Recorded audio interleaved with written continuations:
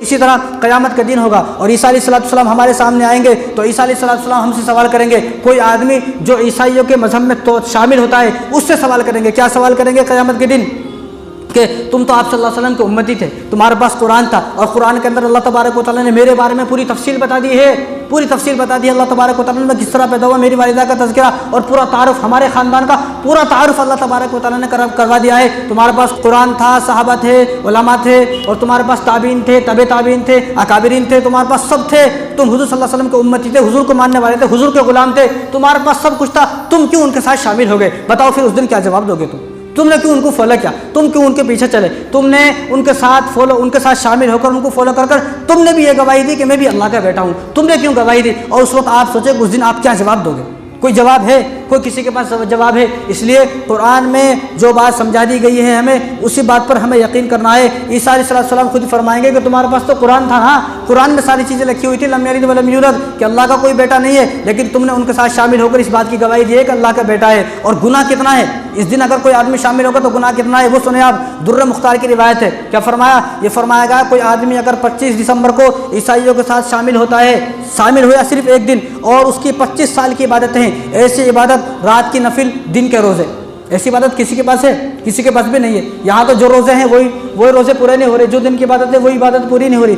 अगर किसी आदमी ने 50 साल तक रात में नफिल नमाज पढ़ी है, दिन में रोज़े रखे हैं, इसके पास ऐसी इबादत है, और एक दिन 25 दिसंबर के दिन अगर ये ईसाइयों के साथ शामिल हो गया तो इसके सारे अमाल बर्बाद हो गए, सारे अमल ख़राब हो गए, सारे अमल। और आगे फरमाए, दुर्र मुख्तार की रिवायत है, अगर किसी मुसलमान ने मुशरिकों की ईद पर, इस ईद पर अगर किसी ईसाई को एक अंडा भी गिफ्ट किया तो वो काफिर हो गया और उसकी पूरी ज़िंदगी के सारे अमाल ख़राब हो गए। और हज़रत उमर रज़ियल्लाहु अन्हु ने फरमाया कि इस दिन अल्लाह तबारक व तआला का गज़ब, अल्लाह ताला का गुस्सा, अल्लाह ताला का अज़ाब इनके ऊपर नाजिल होता है। अब जो मुसलमान इनके साथ शामिल होगा अल्लाह का गज़ब उस पर भी नाजिल होगा। और इमाम अहमद बिन हम्बल का कौल ये है, आपने फरमाया कि इस दिन मुसलमानों को हराम है ईसाइयों के साथ शामिल होना, हराम है हराम। और इमाम मालिक रहमतुल्लाह अलैह तो कितने बड़े बुजुर्ग हैं, मुहद्दिस, उन्होंने फरमाया अगर कोई मुसलमान 25 दिसंबर को इनके साथ शामिल होकर सिर्फ एक तरबूज काटे, क्या काटे? एक तरबूज काटे, तो वो ऐसा है कि उसने खिंजीर अपने हाथों से काटा हो, खिंजीर। और यहाँ क्या काट रहे हैं? यहाँ केक काट रहे हैं अपने सारे दोस्तों को, जो ईसाई दोस्त हैं उन सबको बुलाकर उसके लिए केक काट रहे हैं। और क्या फरमा रहे? एक तरबूज काटा तो ऐसा गुनाह है जैसा कि खिंजीर अपने हाथों से काटा हो। कोई मुसलमान खिंजीर के बाजू से भी नहीं गुजरता।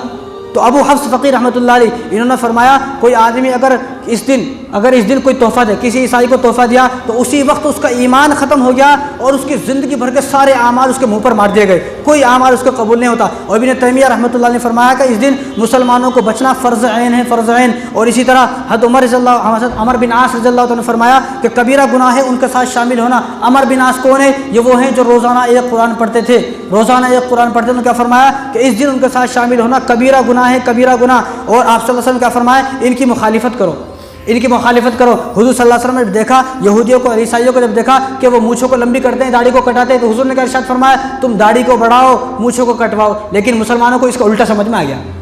तो हुज़ूर एक दाढ़ी के बारे में फरमाया तुम उनकी मुखालिफत करो और तुम उनका जो है उनके साथ दे रहो, तो हुज़ूर सल्लल्लाहु अलैहि वसल्लम को कितनी तकलीफ होगी। रोना उन मुसलमानों के ऊपर है जो उनको फॉलो कर रहे हैं। हर मजहब को फॉलो करने वाला मुसलमान है, कोई मजहब वाला इस्लाम को फॉलो करने वाला नहीं है। किसी दिन आपने देखा बकरीद के दिन एक ईसाई मंडी को आया, यहूदी मंडी को आया बकरा लेने कि मैं तू ईसाई है, तू काहे को आया? भाई मैं ईसाई हूँ, मैं भी बकरा लेने आया हूँ, मैं भी इस कुर्बानी पर बकरा कुर्बानी करूँगा। कभी ऐसा हुआ?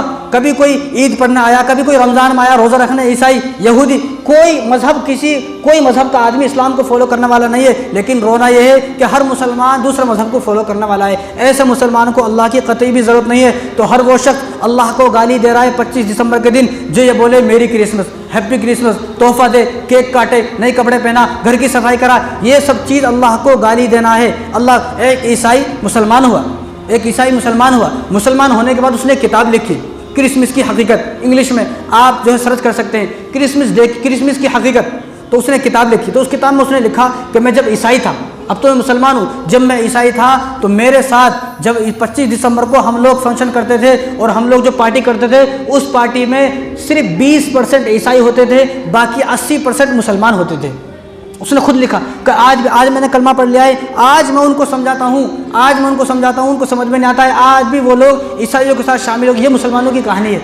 बताओ, ये ना सोचे कि किसी को पता नहीं है किसी को पता नहीं, अल्लाह को सब पता है। अला यअलमु मन खलक़ व हुवल लतीफ़ुल ख़बीर, जिसने हमें पैदा फरमाया उसको सब पता है। तो अल्लाह तबारक व तआला पूरे उम्मत मुस्लिमा की हिफाजत फरमाए और हमारे नौजवानों को 25 दिसंबर की खुराफात से बचने की तौफ़ीक़ अता फरमाए।